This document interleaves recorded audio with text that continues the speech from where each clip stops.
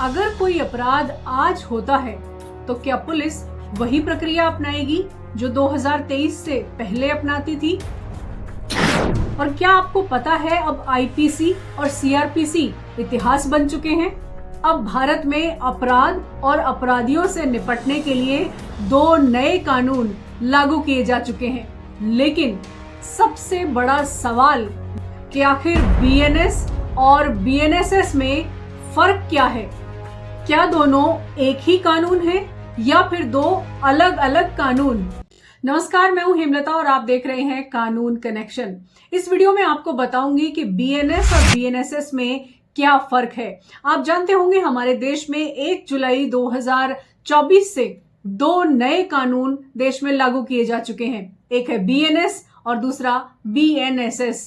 BNS 2023 और BNSS 2023, इन दोनों में क्या फर्क है, इनको समझना कैसे आसान हो सकता है, क्या क्या प्रावधान है दोनों के और क्या ये दोनों एक दूसरे के पूरक हैं, इस वीडियो में पूरा विस्तार से बताऊंगी। इसे एक उदाहरण से समझते हैं। कल्पना कीजिए कि राहुल अपने ऑफिस से घर जाने के लिए निकलता है।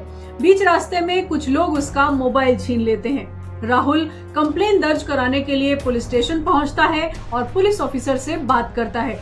अब यहाँ पर 2 कानूनी सवाल पैदा होते हैं। पहला कानूनी सवाल ये कि क्या मोबाइल का छीनना या चोरी हो जाना अपराध है, और अगर अपराध है तो ये कौन तय करेगा? और दूसरा सवाल ये कि अगर चोरी करना अपराध है और ये तय भी हो गया तो फिर जांच की प्रक्रिया क्या होगी और सजा के क्या प्रावधान होंगे? क्या मोबाइल छीनना अपराध है और क्या इस अपराध की कोई सजा है? इसका जवाब देगा बीएनएस। यानी बीएनएस अपराध की परिभाषा देता है। पुलिस जांच कैसे करेगी, क्या प्रक्रिया होगी, इसका जवाब देता है बीएनएसएस। आइए पहले समझते हैं बीएनएस क्या है। बीएनएस यानी भारतीय न्याय संहिता 2023, जिसे भारतीय दंड संहिता 1860 की जगह लाया गया है। यानी इंडियन पीनल कोड 1860 की जगह अब लागू हो गया है भारतीय न्याय संहिता 2023। अपराध की क्या सजा होगी, अपराध की परिभाषा क्या होगी, क्या घटना अपराध है, ये बीएनएस बताता है। जानते हैं बीएनएस से जुड़े कुछ फैक्ट्स। पहला फैक्ट तो ये है कि ब्रिटिशर्स के द्वारा लागू किया गया कानून जो कि आईपीसी 1860, उसको बदल दिया गया है। अब भारतीय न्याय संहिता 2023 लागू हो गया है जो कि पुराने कानून से ज्यादा सख्त है। यानी आईपीसी की जगह लागू किया गया बीएनएस पुरानी सोच से नए भारत की ओर एक कदम कहा जा सकता है। फैक्ट नंबर 2, बीएनएस में टेररिज्म की स्पेशली परिभाषा दी गई है। स्पष्ट रूप से आतंकवाद को परिभाषित किया गया है और इसके विशेष प्रावधान इसमें जोड़े गए हैं। फैक्ट नंबर 3, ऑर्गेनाइज्ड क्राइम पर विशेष फोकस किया गया है। ऑर्गेनाइज्ड क्राइम मतलब ह्यूमन ट्रैफिकिंग हो गया या फिर ड्रग नेटवर्क्स हैं या गैंग क्राइम्स जैसे जो क्राइम है उनके लिए विशेष प्रावधान जोड़े गए हैं और कानून को सख्त किया गया है। और फैक्ट नंबर 4, मॉब लिंचिंग का प्रावधान कानून में किया गया है। पहले आपने देखा होगा भीड़ के द्वारा अगर किसी व्यक्ति की हत्या हो जाती थी तो वो हत्या का मुकदमा नहीं चलता था, लेकिन अब ऐसा नहीं होगा। अगर भीड़ ने किसी व्यक्ति का वध कर दिया या हत्या कर दी तो अब मॉब लिंचिंग का मामला दर्ज होगा। तो फैक्ट नंबर 5 है महिलाओं और बच्चों से जुड़े मामलों के लिए विशेष प्रावधान दिए गए हैं और खास फोकस भी किया गया है कि त्वरित न्याय मिले, जल्द से जल्द प्रक्रिया हो और कड़ी सजा हो। तो बीएनएस सारी सजा के प्रावधान और अपराधों की परिभाषा को परिभाषित करता है। जानिए बीएनएसएस क्या है।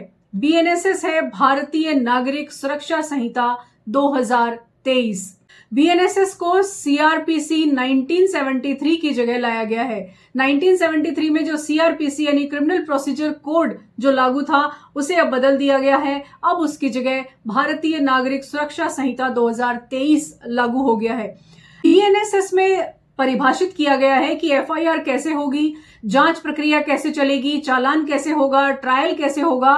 कहने का मतलब ये कि कानूनों में सजा के प्रावधान की जो प्रक्रिया है वो प्रक्रिया बीएनएसएस के तहत निर्धारित की गई है। और अब जानते हैं बीएनएसएस से जुड़े कुछ खास फैक्ट्स।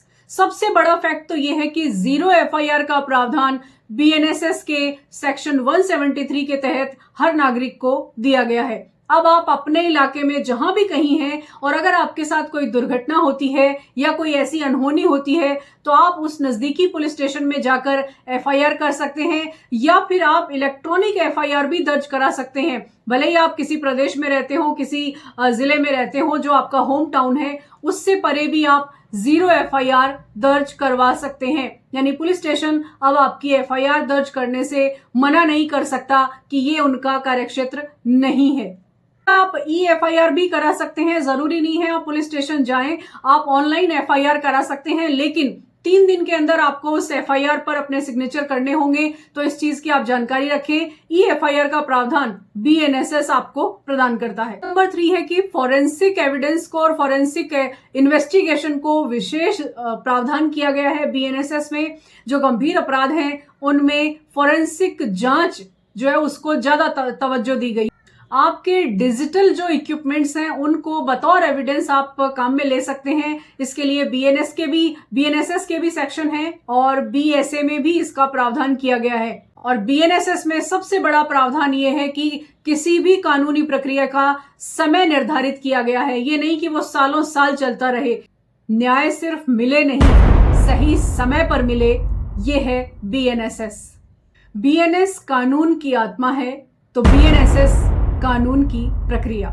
बीएनएस बताता है कि अपराध क्या है तो बीएनएसएस बताता है न्याय तक कैसे पहुंचना है। बीएनएस और बीएनएसएस दोनों कानून एक दूसरे के पूरक हैं, लेकिन दोनों के प्रावधान अलग अलग हैं। इसलिए आपको जानना और समझना बेहद जरूरी है। उम्मीद है वीडियो में दी गई जानकारी आपको पसंद आई होगी। अगर वीडियो अच्छा लगा है तो इसे लाइक करें और कमेंट में ये जरूर लिखें कि आप कौन कौन से कानूनों पर जानकारी चाहते हैं। कानूनों के जानकार बनिए, क्योंकि कानून आपका सुरक्षा कवच है। और कानून से जुड़ी ऐसी जानकारियों के लिए हमें सब्सक्राइब करना ना भूलें। Thank you so much for watching this video.